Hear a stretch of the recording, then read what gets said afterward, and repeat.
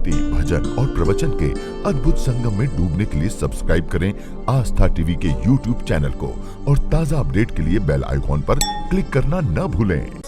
और गीत की रचना कब होती है? जब दर्द हो, व्यथा हो, विरह हो, आदर हो, पूर्णता हो, रस हो। जब बहुत रस जीवन में आता है तब चुटकी बजाने को मन करता है, गुनगुनाने को मन करता है, आपके अपने आप पैर थिरक रहे होते हैं। और कई बार व्यथा में भी। तो ये ग्रंथ गीतात्मक ग्रंथ है, गीतात्मक, जिसमें गोपी गीत, वेणु गीत, युगल गीत और अनेक गीताएं।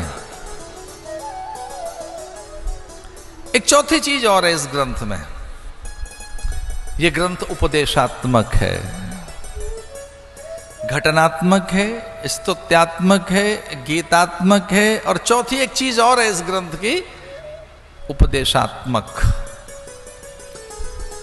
और अब आपको ध्यान से सुननी है ये बात, बिना उपदेश के प्रगति होती नहीं। उन्नयन और उत्थान के लिए, जीवन के बड़े विकास के लिए एक पहली आवश्यकता है, उसका नाम है उपदेश। इसलिए उपदेश की अवहेलना कभी न हो, उपदेश का अनादर कभी न हो। ये उपदेशकों को चाहिए कि कब और कौन से समय में बात सुनाएं, पुत्र को, पुत्री को, अनुचरों को, सेवक को, दास को, छोटों को, अनुयायियों को। बड़ी कला है ये, कब बात सुनानी है, कब बताना है। क्योंकि उपदेश के प्रति स्वाभाविक अरुचि रहती है हम सब में, हम सुनना नहीं चाहते, मानना नहीं चाहते।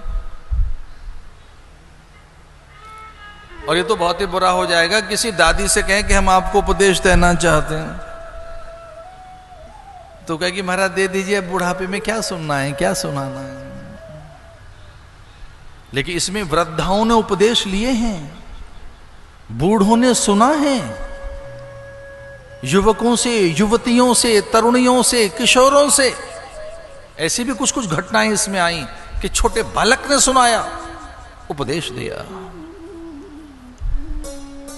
उपदेशात्मक ग्रंथ है ये, इसलिए उपदेश में अरुचि न हो। और ये एक्सट्रीम उपदेश की बात कहता है कि ब्रह्मा आ गए और कहने लगे नारायण से कि मैं आदि पुरुष हूं, मैं निर्माता, मैंने सृष्टि का निर्माण किया है, लेकिन मुझे उपदेशित कीजिए और क्या करना चाहिए। सजग होकर एक कहानी सुनो। अब मैं कथा में प्रवेश कर रहा हूं, सजग होकर बैठिए कि महर्षि वेदव्यास ने शुकदेव से कहा कि जा सुनकर आ, राजा जनक के पास उपदेश लेकर। तो जैसा ज्ञानी, विचारक, उपदेशक, दार्शनिक कोई नहीं।